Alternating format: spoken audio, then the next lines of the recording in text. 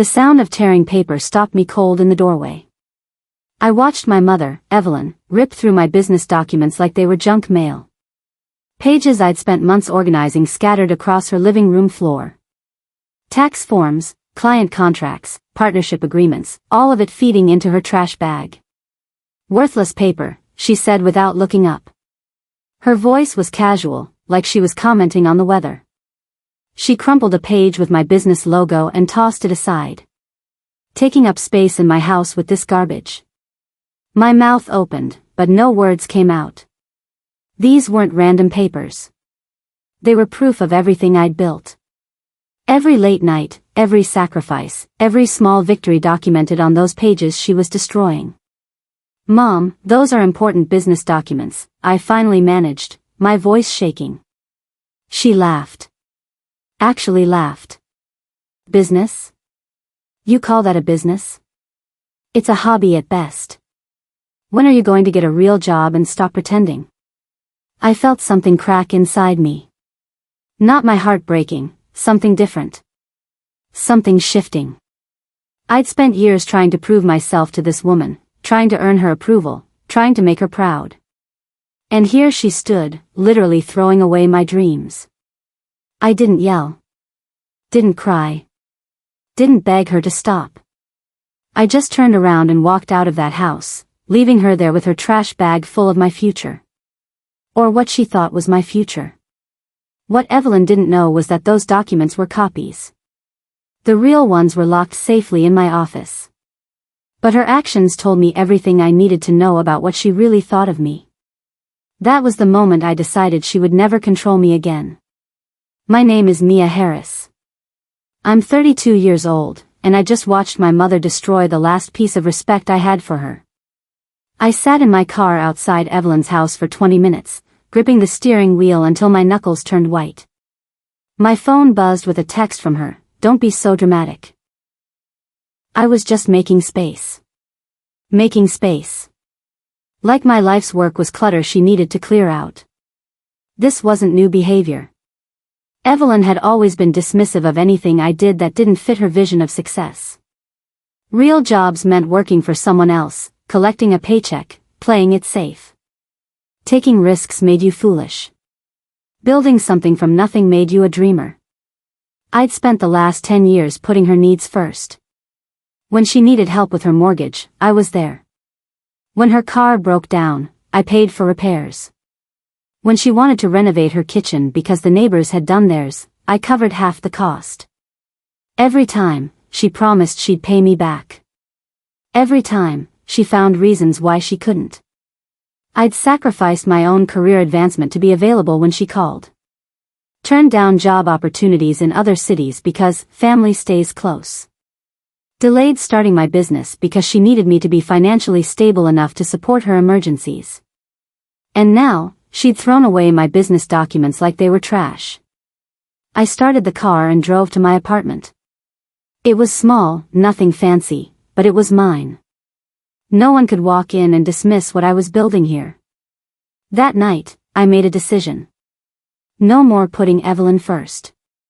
No more sacrificing my dreams for her comfort. No more letting her opinion define my worth. I pulled out my laptop and opened my business files. The real ones. Everything was backed up in 3 separate locations. I'd learned early to protect what mattered. Tomorrow, I would focus on my business. Tomorrow, I would build something she could never tear down. The next morning, I woke up at 5:30. My full-time job at Peterson Marketing started at 9, but I needed these early hours for my real work. My business, Harris Financial Consulting, operated in the margins of my life. Before work, during lunch breaks, after dinner until midnight. I'd started the business 18 months ago with $200 and a dream. Now, I had 6 regular clients and a waiting list of 3 more. Small potatoes compared to established firms, but it was mine. Built from scratch with no one's help. My specialty was helping women organize their finances during major life transitions. Divorces, career changes, starting businesses. I understood what it felt like to start over, to build something when everyone around you said it wouldn't work. Today, I had a video call with a potential client at 6. Patricia, a woman going through a divorce who needed help understanding her assets. I'd researched her situation for hours, preparing recommendations that would protect her future. The call went perfectly. Patricia asked questions I'd anticipated. I provided clear answers with documentation to back them up. By the end, she signed a 6-month contract, my biggest client yet. After we hung up, I allowed myself one moment of celebration. Then I got ready for my day job. At Peterson Marketing, I was just another employee. Competent but invisible. My boss, Mr. Whitmore, barely knew my name. My co-workers were friendly but distant. No one there knew about my business. I kept it separate, professional, protected. During my lunch break, I checked my business email. 2 new inquiries. Interest was growing, slowly but steadily. My phone rang. Evelyn. I let it go to voicemail. Evelyn called 3 more times that week. Each voicemail was the same, light, casual, acting like nothing had happened. Just checking in, honey. Call me back when you get a chance. I didn't call back. On Friday, she texted, "Are you really going to ignore your mother over some papers?" I replied, "I'm busy with work." "Your fake business," she wrote back. "Or your actual job?" I turned off my phone. Saturday morning, she showed up at my apartment. I heard her knocking but didn't answer. She knocked for 5 minutes, then left. Later, she sent a message. "This is childish, Mia. We need to talk." About what? About how she disrespected everything I'd worked for. About how she dismissed my dreams as worthless. No thanks. I spent the weekend working on my business. Sunday, I had consultations with 2 new clients. Both signed contracts. My client base was growing faster than I'd projected. Monday, I received a promotion opportunity at Peterson Marketing. Mr. Whitmore called me into his office and offered me a senior account manager position. More responsibility, better pay, room for advancement. "I need to think about it," I said. He looked surprised. "Most people would jump at this opportunity." "I appreciate it. I just need a few days to consider." The truth was, I didn't want more responsibility at Peterson Marketing. Every hour I spent there was an hour away from my real work. But the extra money would help me grow my business faster. That night, I ran the numbers. The promotion would give me enough financial cushion to hire an assistant for my consulting work. Someone to handle scheduling and basic client communications while I focused on the actual consulting. I accepted the promotion the next day. 3 months passed. My business grew steadily. 10 regular clients now, with a waiting list of 8. I'd hired Maya, a college student studying business, to manage my scheduling and initial client contacts. She worked 10 hours a week and was worth every penny. Word of mouth was powerful. Happy clients told their friends. Those friends became new clients. My reputation was building. Evelyn continued calling occasionally. I kept our conversations brief and surface level. Yes, I was fine. No, I wasn't avoiding her. Yes, work was busy. No, I couldn't meet for lunch this week. She never apologized for destroying my documents. Never acknowledged that she'd done anything wrong. In her mind, I was being dramatic and holding a grudge over nothing. One Tuesday evening, I received an email from a woman named Victoria Chen. She'd been referred by one of my earliest clients. Victoria was starting her own consulting business and needed help structuring her finances for sustainable growth. We met for coffee the next day. Victoria was nervous, hopeful, scared. I recognized that combination. I'd felt the same way 18 months ago. I showed her how to separate business and personal finances. How to project expenses and set realistic income goals. How to protect herself legally. How to build slowly and steadily instead of gambling everything on one big bet. "My family thinks I'm crazy," she admitted. They want me to get a real job. I understand, I said. My mother called my business worthless paper. Victoria's eyes widened. What did you do? I kept building anyway. The people who matter will see your success eventually. The ones who don't matter won't change their minds regardless. She hired me that day. 6-month contract with options to extend. Walking back to my car, I felt something I hadn't felt in years. Purpose. Validation. Pride. Everything came crashing down on a Thursday afternoon. My biggest client, Patricia, called to say her ex-husband was contesting their divorce settlement. She needed immediate help restructuring her financial strategy. The work required wasn't covered in our current contract.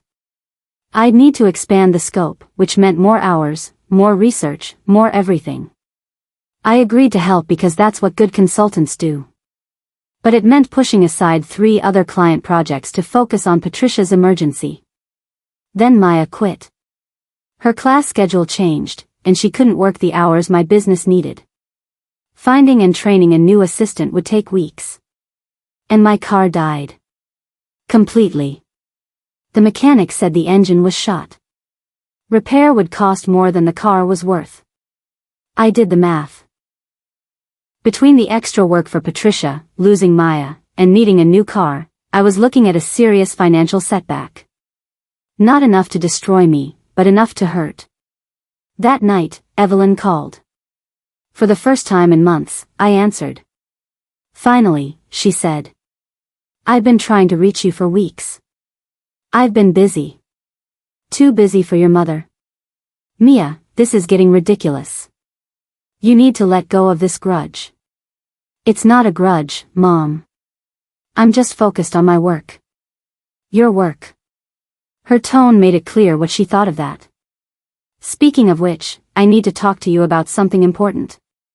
Can you come over this weekend? Every instinct told me to say no.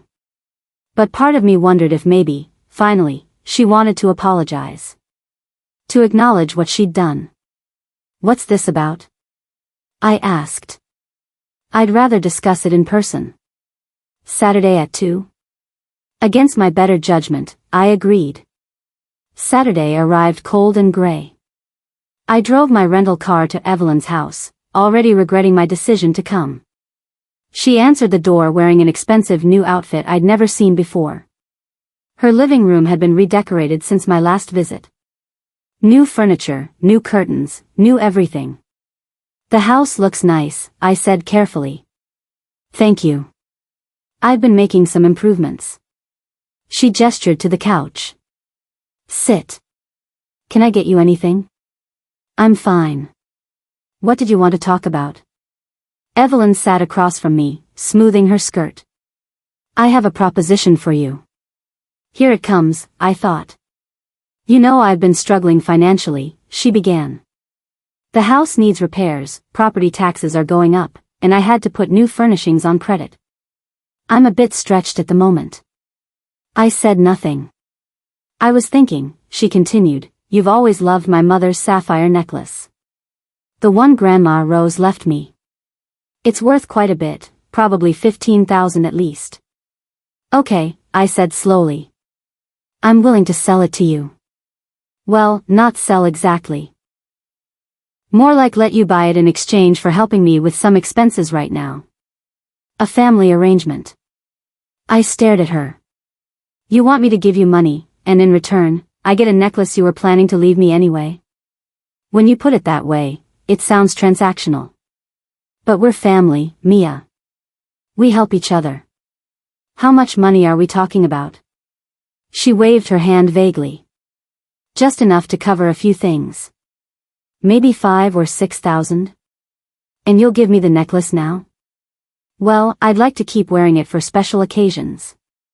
But it would legally be yours. I stood up. No. No? She looked genuinely shocked. I'm not giving you money for a promise of an heirloom I might inherit anyway. That's manipulation, not a family arrangement. Her expression hardened. I raised you, Mia. Fed you, clothed you, put you through school. And now when I need a little help, you can't be bothered? I've helped you for years, Mom. Every time you asked. I'm done being your backup bank account. I walked out before she could respond. Monday morning, I met with an old friend for coffee. Brenda had been my roommate in college and knew my family history. I needed someone to tell me I wasn't crazy for refusing Evelyn's request. She wanted you to buy your own inheritance? Brenda repeated, stirring her latte. That's next-level manipulation. I feel guilty though. She's my mother. Maybe I should help. Brenda set down her cup. Mia, do you remember sophomore year when you worked 3 jobs to pay tuition because your mom said she couldn't help? She was having financial trouble, I said automatically. She went to Cancun that same semester. I saw the photos on her social media. I'd forgotten about that. Or maybe I'd chosen not to remember. You've been covering for her for years, Brenda continued. Making excuses, justifying her behavior. But the truth is, Evelyn has never respected your boundaries or your choices. Especially not your business. She called it worthless paper, I said quietly. Exactly. And now she wants you to fund her lifestyle? Mia, you need to protect yourself. After coffee, I went home and did something I should have done months ago. I pulled up Evelyn's social media accounts and really looked at them. Photos from restaurants I couldn't afford. Shopping trips with friends. Weekend getaways. All posted while she was supposedly struggling financially. Then I did something else. I called my aunt, Evelyn's sister Ruth. We hadn't talked in years, but I needed information. Mia. Ruth sounded genuinely happy to hear from me. How are you, sweetheart? I'm okay. Aunt Ruth, can I ask you something about Mom? Of course. Has she borrowed money from you recently? Ruth sighed. Several times. She never pays it back, though. I finally had to tell her no more loans. How much does she owe you? Close to $12,000. From various requests over the past 5 years. My stomach dropped. Has she borrowed from anyone else in the family? Your Uncle Phil, your cousins, even tried your grandmother before she passed. Mia, your mother has a spending problem. She always has. Armed with this new information, I started digging deeper into Evelyn's financial situation. It wasn't hard. She'd used me as a co-signer on a credit card 3 years ago, which gave me legal access to view the account details. What I found shocked me. The credit card I'd co-signed for had a balance of $18,000. The charges were restaurants, shopping, home improvements, all discretionary spending. Nothing essential. Nothing emergency related. But that wasn't the worst part. I found records of other credit cards, personal loans, and a home equity line of credit. Altogether, Evelyn was carrying close to $90,000 in debt. $90,000 while she lived in a house that was paid off, on a pension that should have covered her expenses comfortably. I called her that evening. Mia, she answered warmly. I'm so glad you called. I wanted to apologize for our conversation on Saturday. I may have come across as pushy. How much debt do you have, Mom? Silence. I looked at the credit card I co-signed for, I continued. $18,000. How much total debt are you carrying? That's private information, she said stiffly. Not when I'm a co-signer. Not when you've been borrowing from family members for years without paying them back. Who have you been talking to? Ruth? She has no right to discuss my private business. You owe her $12,000. You owe Uncle Phil money. You borrowed from cousins. How much total, Mom? I don't have to answer to you, she snapped. You do if you ever want my help again. How much? Another long silence. Then, quietly, close to $90,000. And you wanted me to give you $5,000 for a necklace? What was that really for? I'm behind on some payments. I need to catch up. No. You need to stop spending money you don't have. You need to face reality. You don't understand, she started. I understand perfectly. You've been living beyond your means for years and using family members as your personal bank. I'm done enabling that. I hung up before she could respond. The next few weeks, I threw myself into work. Both my consulting business and my job at Peterson Marketing demanded attention, and I was grateful for the distraction. One afternoon, a young woman named Alexis came to me for consultation. She was 24, fresh out of college, and wanted to start her own marketing business. She reminded me of myself a few years ago, full of hope and scared of failure. My parents think I'm making a mistake, she told me. They want me to take the corporate job offer I got. Steady paycheck, benefits, security. What do you want? I asked. I want to build something myself. But I'm terrified of disappointing them. I pulled out my business plan from 2 years ago and showed her how I'd started. Small steps, clear goals, measurable progress. Nothing flashy, just consistent effort. The people who love you will come around, I said. And if they don't, you'll prove yourself anyway. Success is the best response to doubt. Alexis hired me for a 3-month consulting package. We met weekly, working through her business structure, financial planning, and growth strategy. Watching her confidence build reminded me why I'd started this business in the first place. Meanwhile, my client base continued growing. 15 regular clients now. Maya's replacement, a recent graduate named Tyler, was working out well. He was efficient, professional, and understood the vision. My business was generating enough income that I could have quit Peterson Marketing and gone full-time. But I wasn't ready. Not yet. I needed more financial cushion, more stability, more proof that this was sustainable long-term. Evelyn called occasionally, but I kept the conversations brief. She never mentioned her debt again. Neither did I. Then everything changed. The call came on a Tuesday evening. I was working on a client presentation when my phone rang. Evelyn's number. I almost didn't answer. Mia, she said. Her voice sounded strange. Scared. What's wrong? I received a letter today. From the bank. They're foreclosing on my house. I have 90 days to pay $80,000 or they're taking it. I set down my pen. Your house was paid off. I took out a home equity line of credit a few years ago. I missed some payments, and they accelerated the full balance due. $80,000? Yes. Her voice cracked. Mia, I don't have that kind of money. I don't know what to do. Part of me wanted to say she should have thought about that before spending $90,000 on restaurants and shopping trips. Part of me wanted to remind her that she'd called my business worthless paper while living on borrowed money. But mostly, I felt tired. I can't help you with $80,000, Mom. I'm not asking for all of it. Just help me figure out what to do. Please. I'm desperate. I'll think about it, I said. I need to go. After hanging up, I sat staring at my computer screen. Evelyn was about to lose her house because of her own poor choices.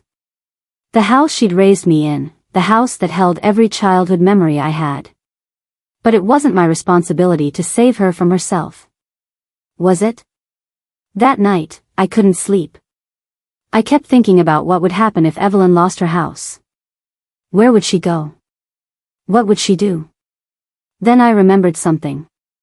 Before I'd started my business, when I was still trying to earn her approval, I'd asked her for help reviewing my business plan. Just feedback from someone older and wiser. She'd glanced at it for 30 seconds and said, "This is never going to work. You're wasting your time." That memory cleared my head. Evelyn had never believed in me. Never supported my dreams. Never respected my choices. Why should I save her now? I didn't call Evelyn back for 3 days. When I finally did, I kept my voice neutral. What's your plan for the foreclosure? I don't have one, she admitted. I've been calling everyone I know, but no one has that kind of money to lend. What about selling the house yourself? Before foreclosure? You'd probably get more than $80,000. It takes months to sell a house properly. I don't have months. So what do you want from me? Silence. Then, I know you have your business. You must be making good money if it's successful. There it was. After calling my business worthless, she now wanted to profit from it. My business is doing well, I said carefully. But I don't have $80,000 sitting around. Could you get a loan? Use your business as collateral? No. Please, Mia. I'm begging you. I'll pay you back. I promise. Like you paid back Aunt Ruth? Or Uncle Phil? Or all the other family members you've borrowed from? This is different. This is my house. I'll do whatever it takes. I need to think about it, I said again, and hung up. The truth was, I probably could come up with $80,000 if I liquidated some business assets, took out loans, and leveraged my credit. But doing so would destroy everything I'd built. It would set my business back years. I called my lawyer, Marcus, for advice. He specialized in financial law and had helped me structure my business initially. Don't do it, he said immediately after I explained the situation. You'd be financially destroying yourself to save someone who's proven they can't manage money. That's not help, that's enabling. But she's my mother. And you're a businesswoman with employees depending on you and clients trusting you. You have obligations that go beyond family guilt. I spent the next week researching Evelyn's financial situation thoroughly. Marcus helped me access public records and legal documents. What we found painted a disturbing picture. The home equity line of credit was just the beginning. Evelyn had been taking out loans and credit cards for 8 years, always borrowing from one place to pay another. Classic debt spiral. She'd refinanced her paid-off house 3 times, pulling out equity each time. The $80,000 she owed wasn't the total, it was just what was immediately due from one particular loan. Her total debt was closer to $120,000. Even if you gave her $80,000, Marcus explained, she'd still owe $40,000 elsewhere. And based on her spending patterns, she'd just accumulate more debt within a year. So there's no way to help her? Not financially. She needs intervention, counseling, serious behavioral change. Giving her money would be like giving a drink to an alcoholic. It doesn't solve the problem. I sat with that information for a long time. Part of me had hoped I'd find some solution, some way to help without destroying myself. But the numbers were clear. Evelyn's situation was beyond my ability to fix. That evening, I received an email that changed everything. My largest potential client yet, a company called Westfield Associates, wanted to hire me for a year-long consulting contract. The fee was substantial, 6 figures if I completed all the projected work. But there was a catch. They needed me to start immediately and commit full-time. No more splitting my attention with Peterson Marketing. This was my chance to go all in on my business. I read the contract 3 times. This was everything I'd worked toward. Proof that my business was viable. Validation that I'd made the right choice. I called Westfield Associates the next morning and accepted the contract. Then I gave Peterson Marketing my 2-week notice. When I told Evelyn about the Westfield contract, her response was immediate, "That's wonderful. So you can help me now, right?" My 2 weeks at Peterson Marketing felt like a lifetime. I trained my replacement, wrapped up projects, and said goodbye to coworkers who'd never really known me. Mr. Whitmore seemed genuinely surprised I was leaving. "You had a promising future here," he said during my exit interview. "I have a promising future somewhere else," I replied. My first day working full-time on my business felt surreal. No alarm clock, no commute, just me and my laptop in my home office. Tyler handled scheduling. I focused entirely on client work. The Westfield Associates project was challenging but exciting. They needed help restructuring their employee financial wellness program. It required research, strategy, and creativity. Everything I loved about consulting. Meanwhile, Evelyn called daily. Sometimes crying, sometimes angry, always desperate.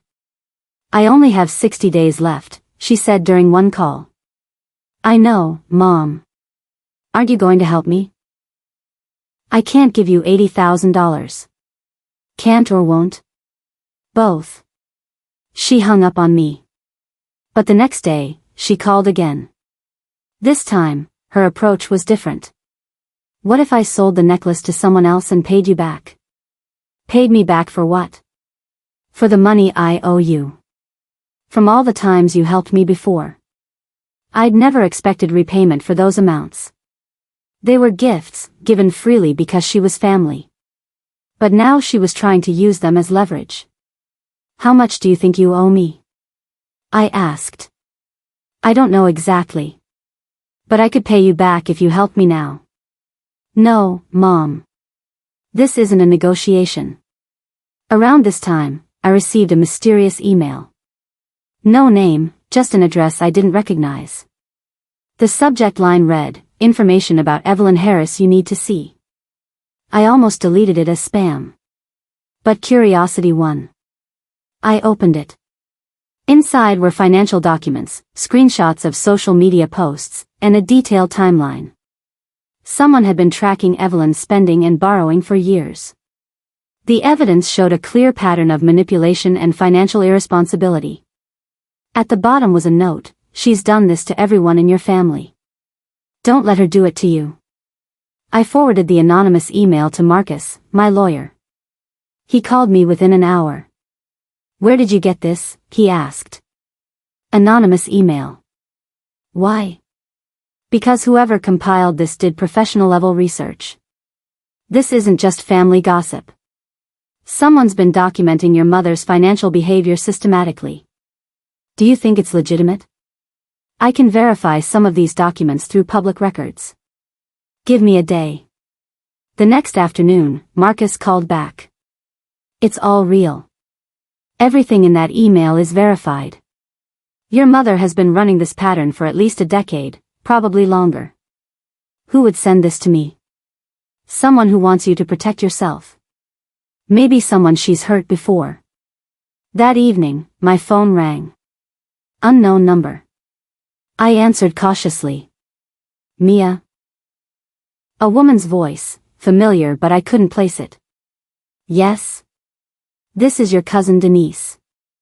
I'm the one who sent you that email." Denise.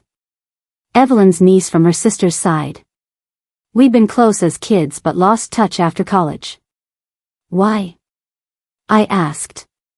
"Because I went through the same thing you're going through now. 3 years ago, Aunt Evelyn convinced me to co-sign a loan for her. Told me she was desperate, promised she'd pay it back. I trusted her because she's family. What happened? She defaulted. The bank came after me. Ruined my credit. It took me 2 years to recover financially. I'm so sorry." "Don't be sorry. Just don't make the same mistake I did. She's going to pressure you, guilt you, make you feel like you're a terrible daughter if you don't help. But helping her won't actually help her. It'll just delay the inevitable." After we hung up, I sat thinking about what Denise had said. She was right. Evelyn would never change unless she faced real consequences. The next day, I received another call. This time from Uncle Phil. "Your mother called me," he said. "Told me you were refusing to help her with her foreclosure. She painted quite a picture of you as selfish and ungrateful." "That's not exactly accurate," I said carefully. I figured. "Mia, I don't know if anyone's told you this, but I've been where you are. Your mother has a way of making her problems everyone else's responsibility. She owes you money too. $8,000. From a loan 4 years ago that she swore she'd repay within 6 months. I made a decision. I would offer Evelyn help, but not the help she wanted. I called her and asked her to meet me at a coffee shop. Neutral territory. She agreed immediately, probably thinking I'd changed my mind about giving her money. When she arrived, she looked tired.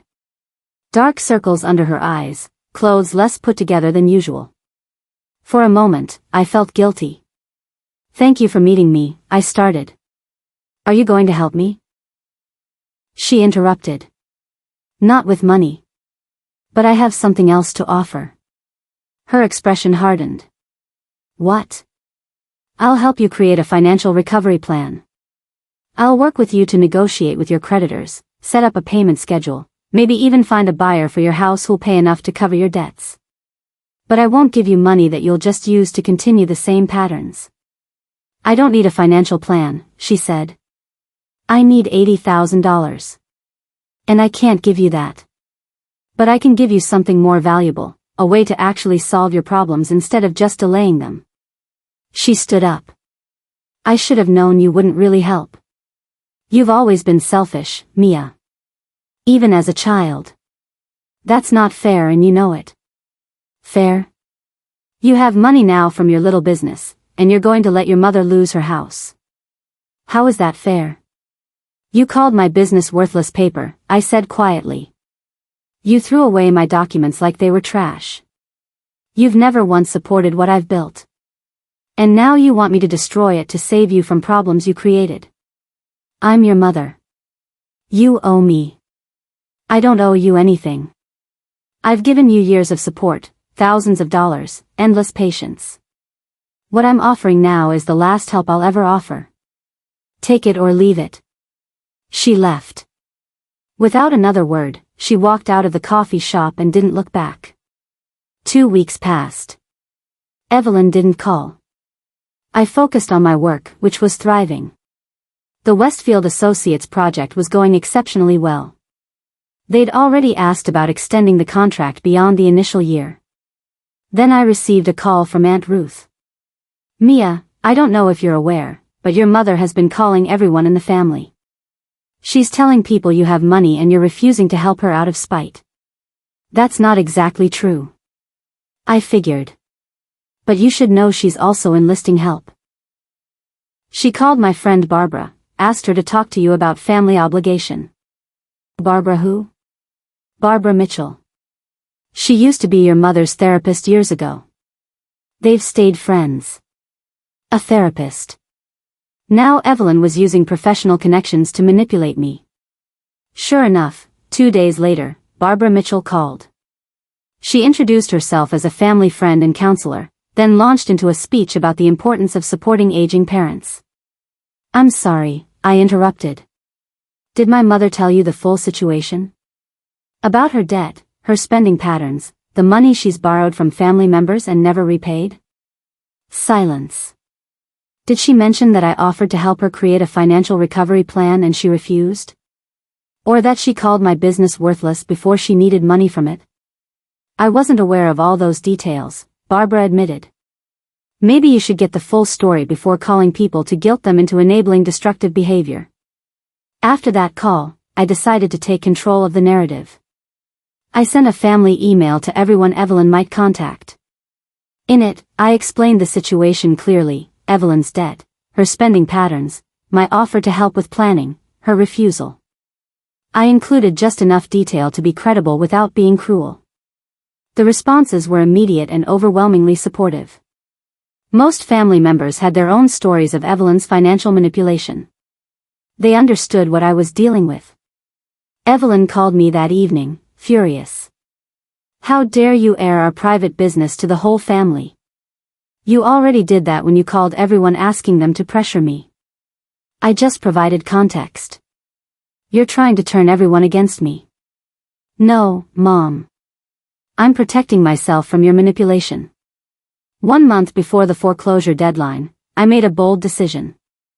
I launched a financial literacy blog and podcast, sharing lessons about protecting your financial health, setting boundaries, and recognizing manipulation. I didn't mention Evelyn by name, but the lessons were drawn from my experience with her. The response was overwhelming. Women from all over shared their own stories of family members who used guilt and obligation to manipulate them financially. My business grew exponentially. The blog brought in new clients. The podcast attracted sponsors. I was interviewed by financial magazines. My story resonated because it was real, messy, and relatable. Tyler suggested we expand and hire another assistant. I agreed.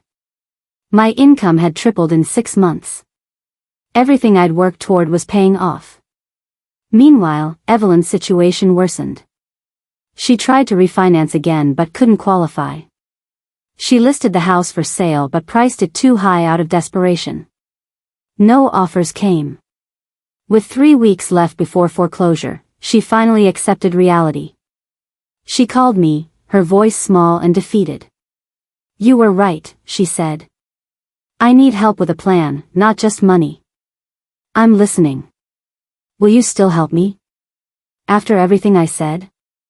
I thought about it. Despite everything, she was still my mother. And I'd built my business on helping women through difficult transitions. Yes. But we do this my way. Complete financial transparency. You follow the plan exactly. No exceptions. She agreed. The plan I created for Evelyn was strict but fair. First, we listed the house at a realistic price with a reputable agent I knew. Second, we contacted every creditor to negotiate payment plans. Third, we found her a small apartment she could afford on her pension alone. It wasn't easy. Evelyn cried when we toured the tiny one-bedroom apartment. It was a fraction of the size of her house, in a less prestigious neighborhood. But it was what she could actually afford. "This is humiliating," she said, looking around the cramped space. "This is reality," I replied. "You can rebuild from here. But only if you're honest about where you are." The house sold within 2 weeks. The sale price was enough to pay off the foreclosure amount and most of her other debts. She'd have about $15,000 left over, enough for a small emergency fund if she was careful. Moving day was hard. Evelyn stood in her empty house, tears streaming down her face. I felt sympathy for her loss but also relief that this chapter was closing. "I'm sorry," she said suddenly. "For calling your business worthless. For not supporting you. For everything." It was the first real apology she'd ever given me. "I appreciate that," I said. "But words are just words. I need to see changed behavior." She nodded. Then something unexpected happened. As we packed the last boxes, Evelyn found an envelope in her desk. Inside was the deed to a small plot of land her parents had left her years ago. She'd completely forgotten about it. "This might be worth something," I said, examining the deed. I did some research. The land was in a developing area. Current market value was approximately $30,000. "You could sell this," I suggested. "Use the money to pay off your remaining debts completely and have a cushion." For the first time in months, Evelyn smiled. Not a huge smile, but a real one. Hope. 6 months after Evelyn moved into her apartment, I received some interesting news. A business magazine wanted to feature me in an article about women entrepreneurs who built successful businesses from scratch. The interview focused on my journey, the obstacles I'd overcome, and the lessons I'd learned. I talked about the importance of protecting your assets, setting boundaries, and not letting others define your worth. When the article published, it went viral. My business exploded with new client requests.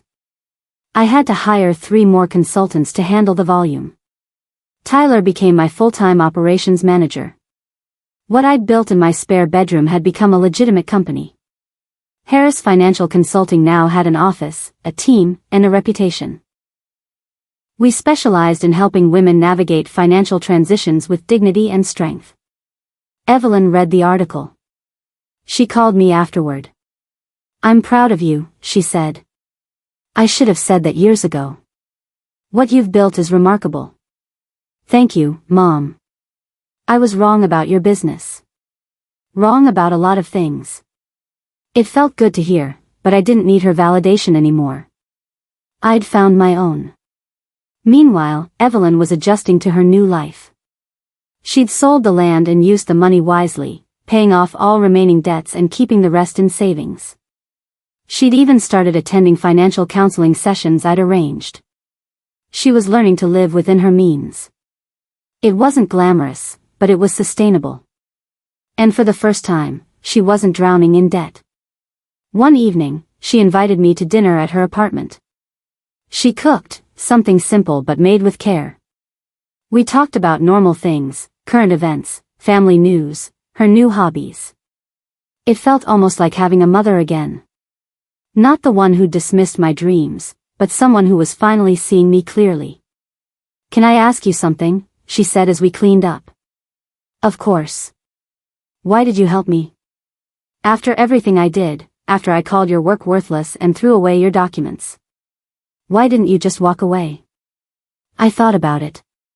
Because helping you the right way was different from enabling you. I couldn't give you money to continue destructive patterns. But I could help you build something better. She nodded slowly. "I understand now. I hated you for it at the time. But you were right." A year after the foreclosure crisis, Evelyn and I met for lunch at a restaurant she could actually afford. She looked different, lighter somehow. Less stressed. "I have something to show you," she said, pulling out a folder. Inside were bank statements showing steady savings growth, credit reports showing improved scores, and a budget she'd been following religiously. "I've been doing this on my own," she explained. "Using the principles you taught me. I have $3,000 in savings now. First time in 20 years I've had an emergency fund." I felt genuine pride. Not just in her progress, but in the fact that she was taking ownership of it. "That's incredible, Mom. I'm even considering getting a part-time job. Not because I need the money, but because I want to contribute something. Maybe help other seniors understand their finances." The transformation was real. Evelyn had gone from financial disaster to careful steward of her resources. More importantly, she'd stopped blaming others for her situation. That same week, I received news that changed everything again. A major financial services company wanted to acquire Harris Financial Consulting. The offer was substantial, life-changing money. But there was a condition. They wanted me to stay on as director for 3 years, leading an expanded division focused on women's financial empowerment. I consulted with Marcus, my lawyer. He reviewed the offer carefully. "This is a once-in-a-lifetime opportunity," he said. "They're essentially buying your expertise and your brand. You'd have resources to help thousands of women instead of hundreds." I thought about the scared, uncertain woman I'd been 3 years ago. The one whose mother had thrown away her business documents and called them worthless paper. That woman had built something valuable enough that a major corporation wanted to buy it. I accepted the offer. The day I signed the acquisition papers, I called Evelyn. I wanted her to know before the news went public. "That's amazing," she said. Her voice held genuine happiness, no jealousy or dismissiveness. "Mia, I'm so proud of you. I know I didn't believe in you before, but what you've accomplished is extraordinary." "Thank you, Mom.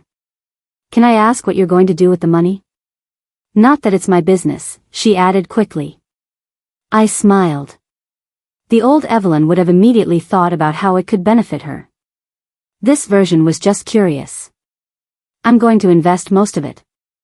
But I'm also setting up a foundation to help women escape financial manipulation. Free consulting for women going through difficult transitions." "That's perfect. You're going to help so many people." After we hung up, I sat thinking about the journey. 3 years ago, I'd watched my mother destroy my business documents.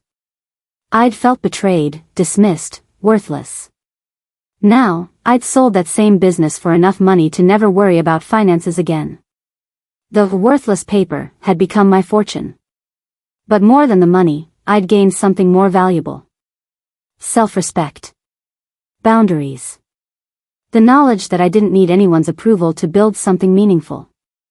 The acquisition closed 2 months later. Harris Financial Consulting became part of Meridian Financial Services, but I retained control over the division's direction and values. My team grew to 15 consultants. We helped hundreds of women monthly. The foundation I started provided free services to women escaping financial abuse or manipulation. Everything I'd dreamed about during those late nights in my spare bedroom had come true. Not because someone gave me permission or approval, but because I'd built it brick by brick despite the doubts. 1 year after the acquisition, I was invited to speak at a women's business conference. The audience was 2,000 people, all women building businesses or considering it. I told my story. Not just the success parts, but the hard parts too. The mother who dismissed my dreams. The documents thrown away. The times I doubted myself. The moment I chose to protect my business instead of enabling destructive behavior. When I finished, the applause was deafening. But what mattered more were the women who approached me afterward. Women with their own stories of family members who didn't believe in them. Women who needed permission to protect their dreams. My husband calls my business a hobby, one woman told me. But after hearing your story, I realize I don't need his approval. My parents want me to give up and get a real job, another said. But I'm going to keep building anyway. These conversations reminded me why I'd started. Not for money or recognition, but to prove that women could build something valuable regardless of who believed in them. That evening, Evelyn called. She'd watched the conference live stream. I was crying by the end, she admitted. Seeing what you've accomplished, hearing how you overcame my negativity. Mia, I was wrong about everything. Your business wasn't worthless paper. It was the foundation of something incredible. I appreciate you saying that. I'm sorry it took me so long to see it. I'm sorry I wasn't the mother you deserved during those crucial years. You're here now, I said. That's what matters. We talked for an hour, really talked. About her progress, my plans, the future. It felt like a real relationship for the first time in years.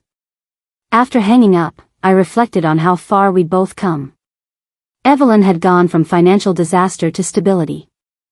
I'd gone from dismissed daughter to successful entrepreneur. Neither transformation had been easy.